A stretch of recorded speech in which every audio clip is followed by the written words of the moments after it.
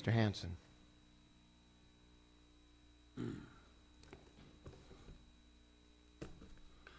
May it please the court.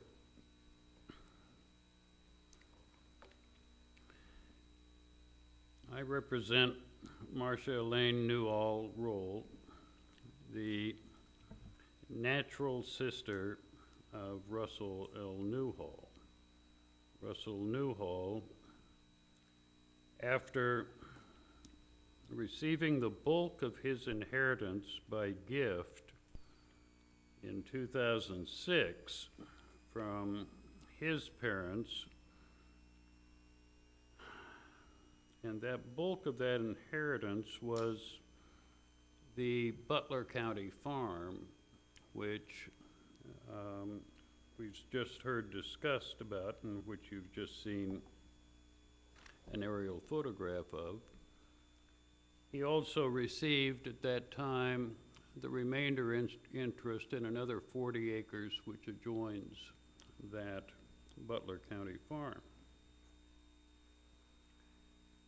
The following year, a will was written by Marion Newhall and another one by her husband, and that will gave the balance of her estate, if her husband did not succeed or did not live, gave the balance of her estate to her children and named those children Russell Newhall and Marcia Roll. The following year, Mr. Newhall decided that he should get himself adopted by an aunt who was childless and whose husband had died. And he proceeded then, after that adoption, to then, when she died, take the bulk of her estate as the child of the aunt, and he pursued that adoption for a dubious reason at best, and that was to avoid inheritance tax. Well, yes, but isn't the issue really under the will? To my children, Russell L. Newhall and Marcia E. Roll. Does that, I mean, it's a question of construction of the will, it seems to me, and whether this is a specific or a class gift.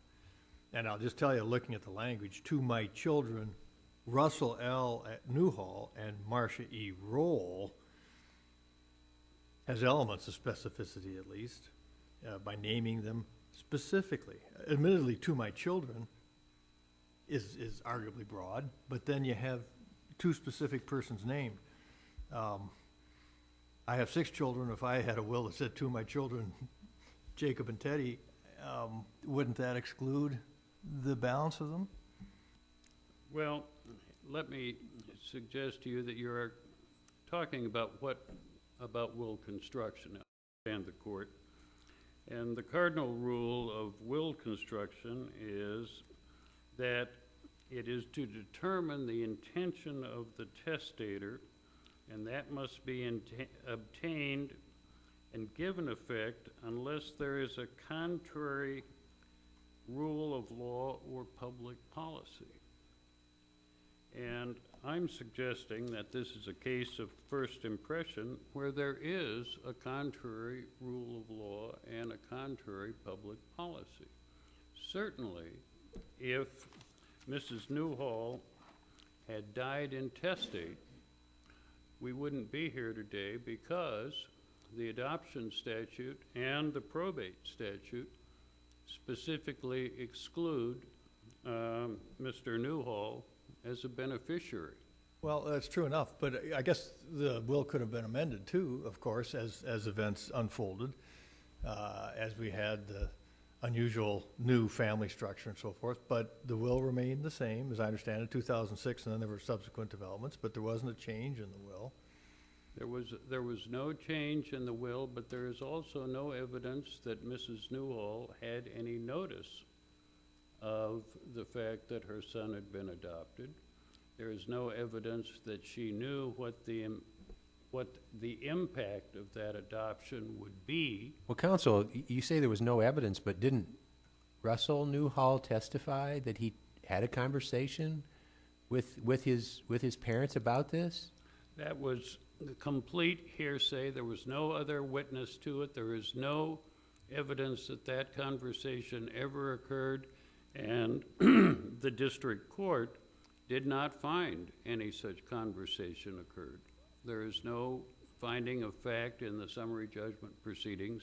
Well, but the reason the district court didn't go there, I think I'm correct on this, is that the district court said, well, this wasn't a class gift, this was a gift to individuals, so we don't need to go there. We don't need to. I don't think there's anything in the district court's ruling on summary judgment that suggests that. Certainly, that was a claim that Mr. Newhall made at his deposition, that one time he did visit with his mother sometime after his adoption and told her that he had been adopted. But he also testified that nobody was there, nobody heard it, and nobody was present. And that is clearly hearsay and can't be used to justify a summary judgment. Is it really hearsay? I'm not sure it is. Is it for the truth of the matter asserted? No, it's just to show the knowledge of what the mother knew, or the natural mother knew. Well, it strikes me that that is the truth of the matter asserted, Your Honor. That is a claim that the mother had noticed and had the opportunity to change her will. And so the testimony is being given for that purpose. Counsel, if we just look at the four corners of the will, to my children, and then she names Russell, he's still the biological son of Miriam. That hasn't changed. Can't we rely on that alone to effectuate her intent and include him in that bequest? At the time that the will was written, I think that's absolutely true. But she is not, once you have the adoption, that actually changes the parentage. All right, let's get into the public policy. I mean, Yeah. Which is, it seems the heart of your case. And I think the facts are undisputed in terms of the adoption proceeding, and the facts are relatively undisputed in terms of the motivation of it. I take it. But what specifically, help me with the public policy that we should interpret this will otherwise. Is it that we don't want tax avoidance? Is it flesh it out. Clearly, that is a public policy consideration, that you do not want to allow the adoption laws to be used as an avoidance or an evasion technique of the state inheritance laws. But maybe that's an argument for the adoption being void or voidable or some such thing. But does it really affect the will? Well, it does from an inheritance standpoint, because clearly, as this probate proceeding has proceeded, he is now identified as a nephew on the tax returns. He's not identified as a son. Couldn't the legislature, legislature passed laws saying when you get adopted out, you can't take from the natural parent, and all these things, but why couldn't the legislature just write a law to cover this situation? Why couldn't it have? Yeah, it covered all the other situations and decided not to cover this one. What do we take from that? Well, I suppose you can read it both ways, Your Honor, but the legislature has made statutory reference to the fact that a child who is, for instance, in a family that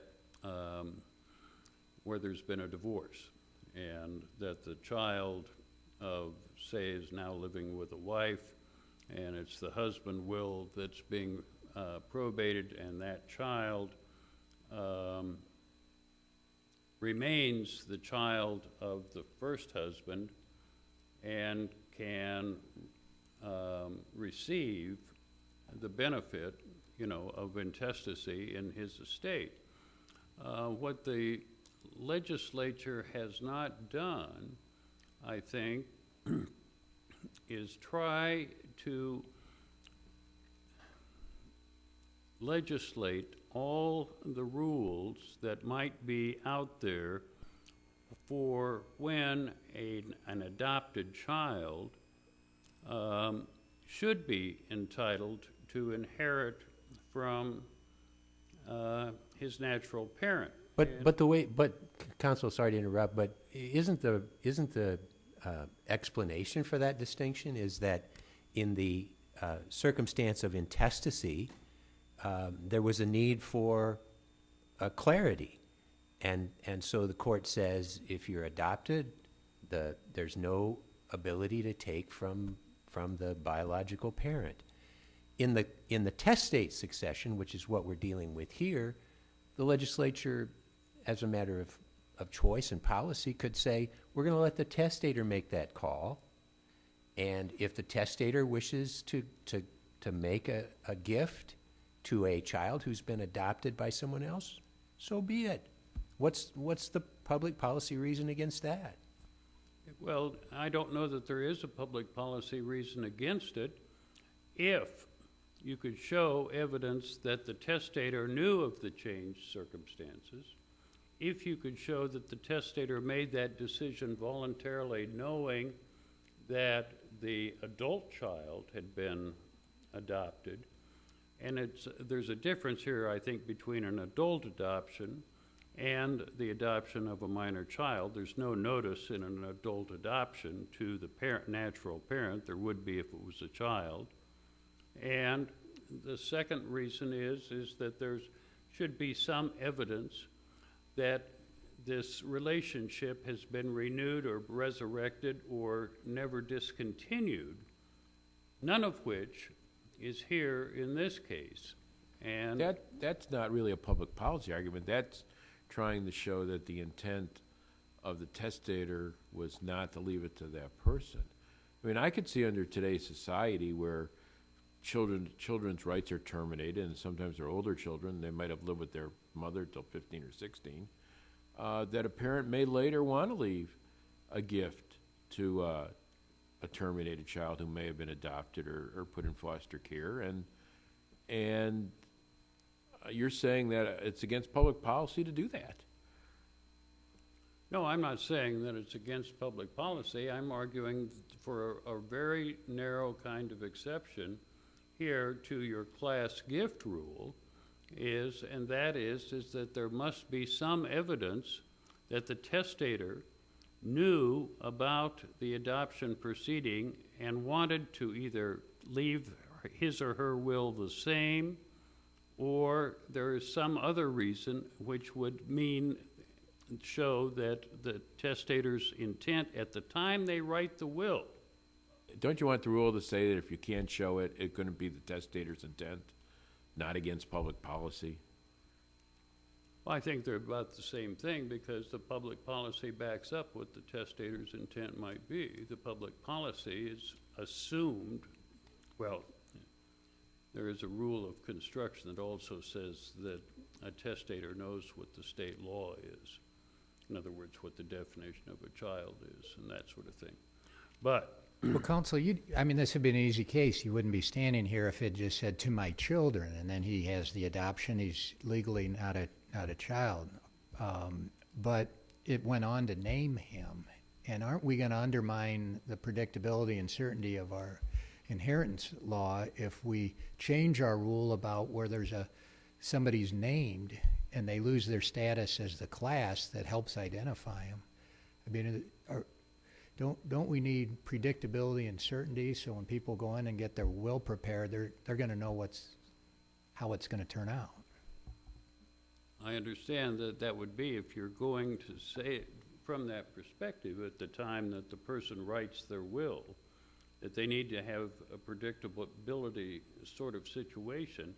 But, you know, for instance, if they're leaving gifts to a couple that are married, child and his wife, and that child and his wife get divorced, the wife is out. Mr. Hanson, may I ask you one follow-up question? I'm sorry your time is out, but Chief, may I roll one more? Is it your position that the adoption that happened was unlawful? It is not my position that it is unlawful. What my position is that it is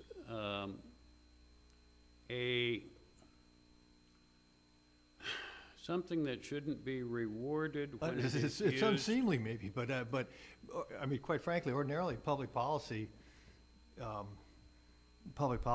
involves some policy embraced by statutes, and I'm wondering how close you're getting to our traditional notion of public policy. It may be unseemly, it may have an unpleasant aroma, but why don't you take one last swing at that? Doing it for tax avoidance, Your Honor, I think makes it a violation of public policy if it's done for that purpose, and that was the only purpose that it was done for. Thank you, Counsel. Mr. Peglow.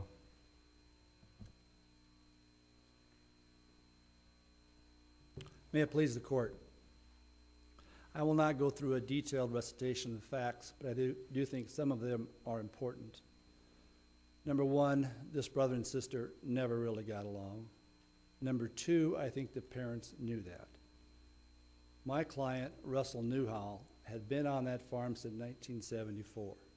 He had an extremely close relationship with his parents. He farms that farm today.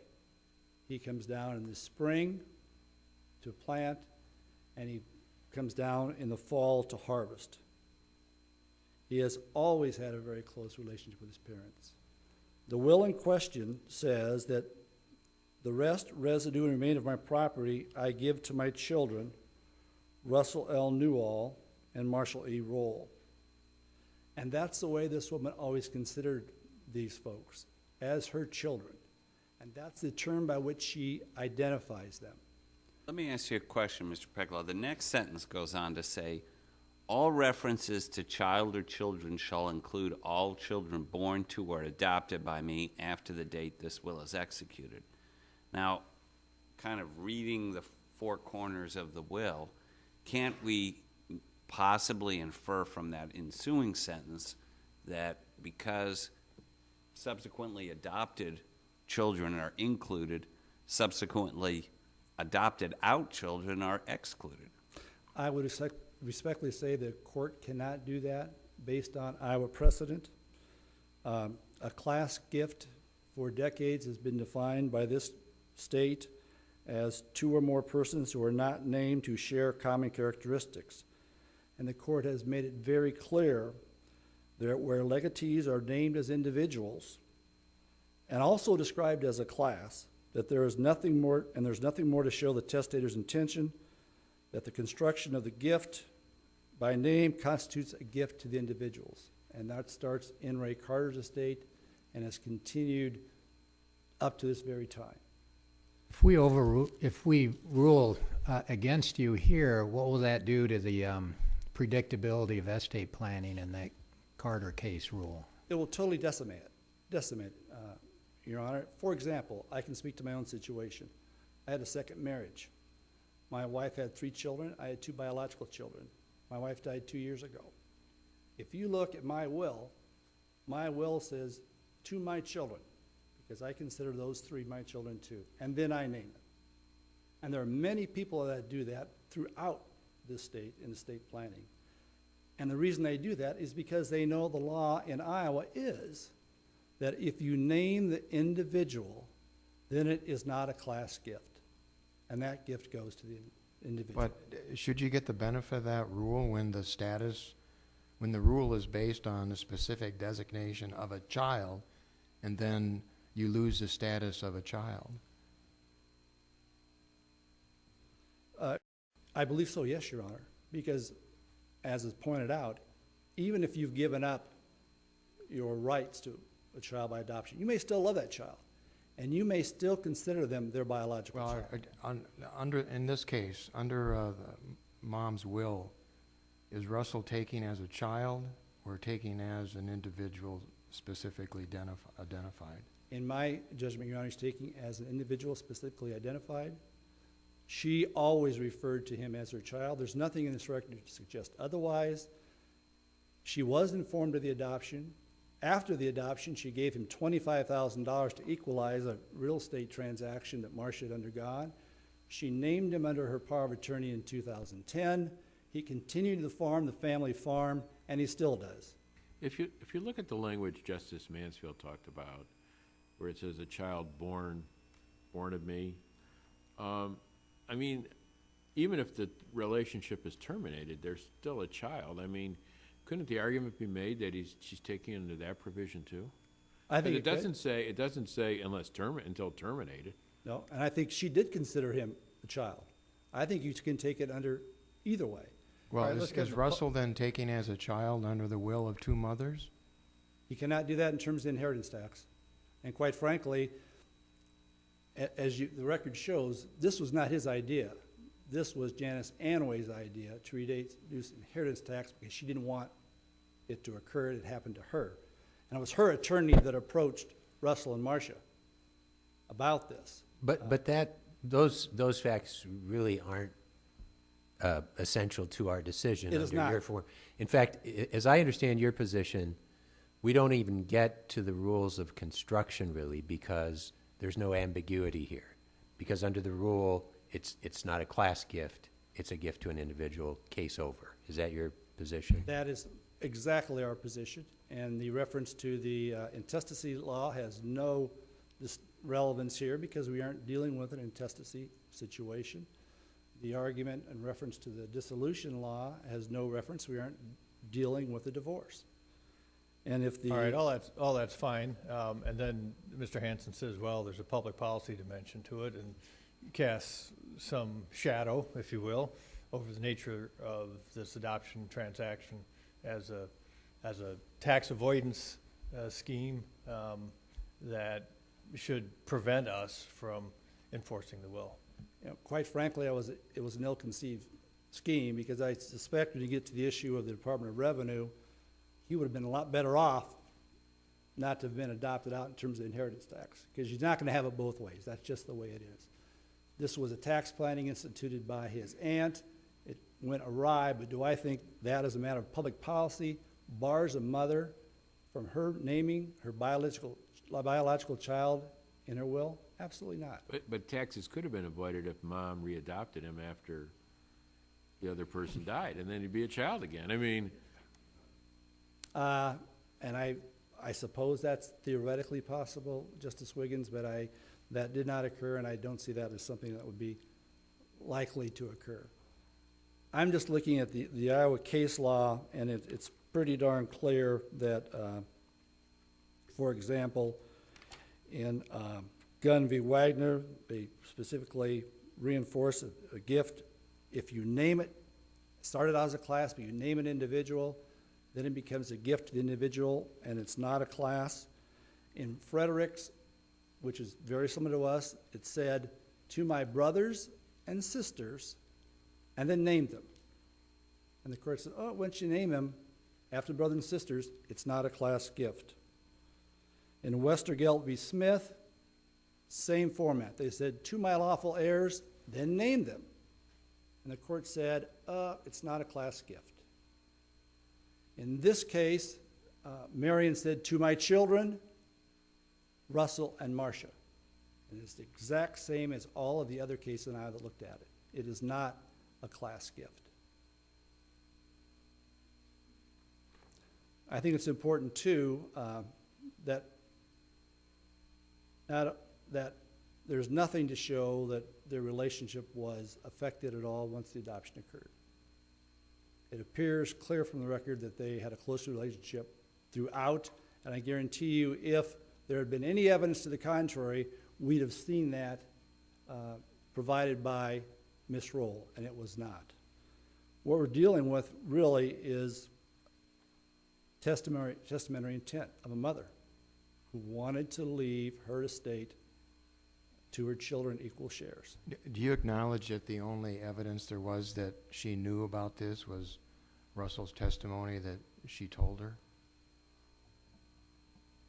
I don't, only because Mr. Letts, who represented Janice Anway, the aunt, testified that he specifically informed the attorney, Quentin Gecky, who was the attorney for Lowell and Marion, that this adoption was going to take place, and that no objection was ever made by Mr. Gecky to the adoption. So I think you really have two issues here. One, Russell told that to his mother, and we all know that in will construction cases and testamentary intent, state of mind is very important.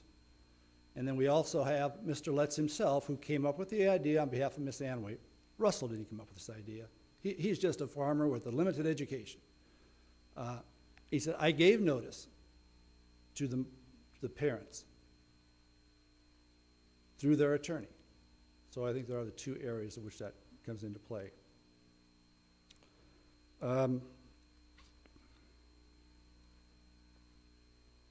What Mr. Hanson is attempting to do here is to ask this court to throw out 80 or 90 years of what is firm and clear precedent. And it's followed by, I think, almost every other state. Although I would submit to the court, you can look at the Iowa decisions and decide this case clearly on the Iowa decisions. We did cite a case in Lippincott, the case of Lippincott out of New York, somewhat similar, where the testator left a will to 3 grandchildren. One of the grandchildren was adopted out as an adult. The will named the 3 grandchildren, and the New York court said this is not a class gift. And the court also looked at the fact that, you know, although counsel in that case also tried to argue the intestacy statute as being done here by Mr. Hanson, that it doesn't apply because we aren't dealing with an intestate succession. I think that what this court has to do is look at the 4 corners of the will, see what Marion did, and follow what she did. If she had wanted to make a change, she could have. She didn't. She clearly had a loving relationship. And if this court adopts a position advanced by Marcia Roll, we're going to throw a lot of wills and estates into total chaos. And then we're going to have to make sure when someone draws a will that they exactly know the legal relationship between parties. Because if they mischaracterize them like a cousin or an uncle, then are they not going to be able to take, even if they're named individually? I don't think that's what we want to do. Well, doesn't Mr. Hanson just want to narrow the rule that when the adoption occurs after the will is written and there's no evidence of notice to the testator? I mean, is it the sea change that you suggest, or is it just a more limited role that we're asked to look at here? I think it is a sea change event. And I don't think there's anything anywhere in any cases that I've seen in this state or otherwise that requires the testator to know of the adoption. That's why we got rid of the stranger to the adoption rule in Elliott, to prevent those types of situations. I think you look at the will itself and what the testator says.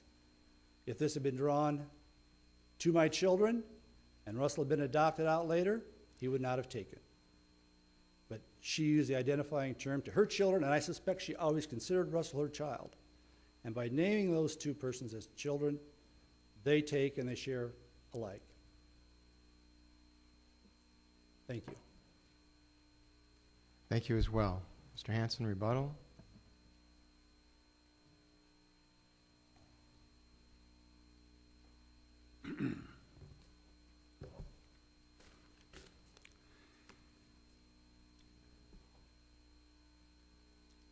Let me say 2 or 3 things. There is literally no evidence in this record of any close relationship between Russell Newhall and his mother after he was adopted. He moved to North Dakota. He wasn't there. There's no record of him ever visiting her in the nursing home. But you say no evidence, but Mr. Newhall testified he did visit 6 or 7 or 8 times a year, did he not? I understand he Okay. said that, but there wasn't any record from the nursing home of him ever being there. And there is only a record that he did not pay any rent on the farmland after it was gifted to him in 2006. He did not pay rent on the land that was retained by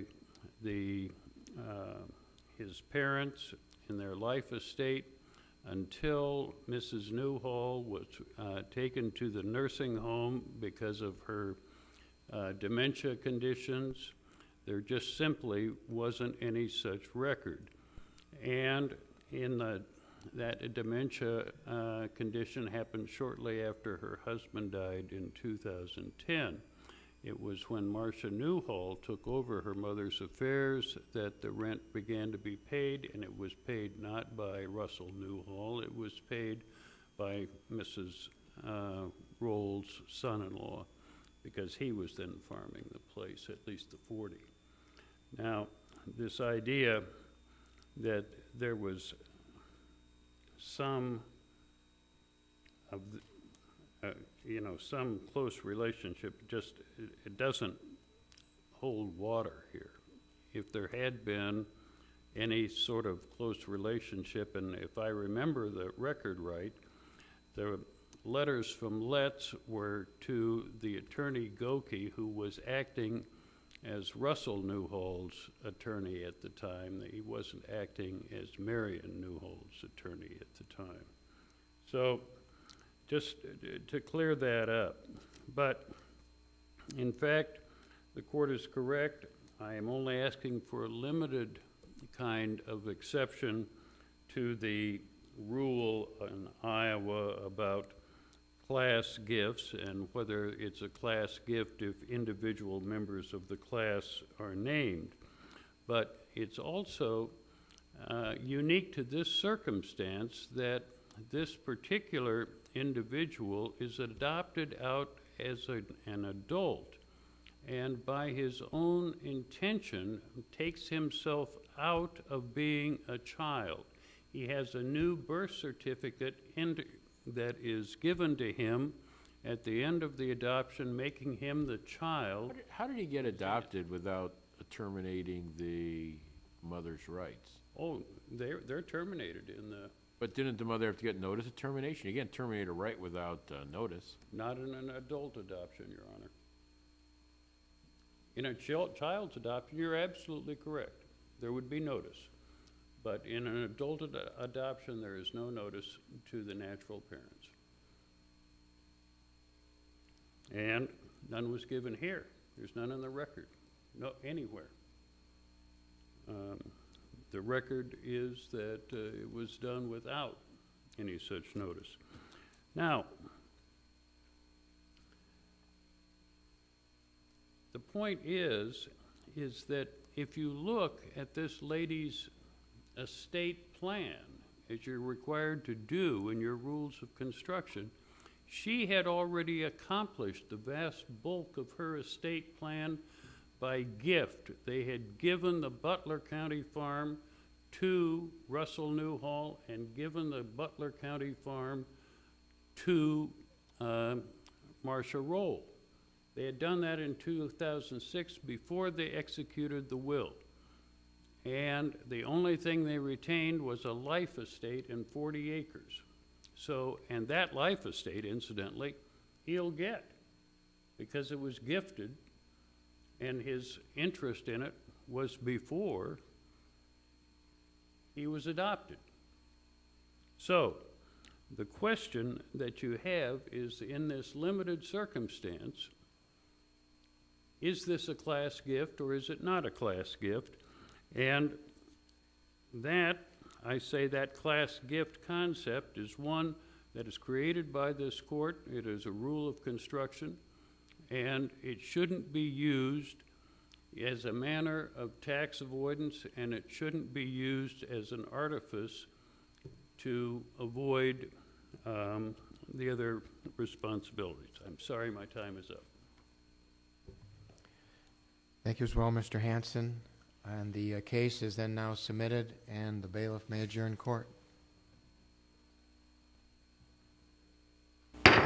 Hear ye, hear ye. The Honorable Supreme Court of the State of Iowa is now adjourned.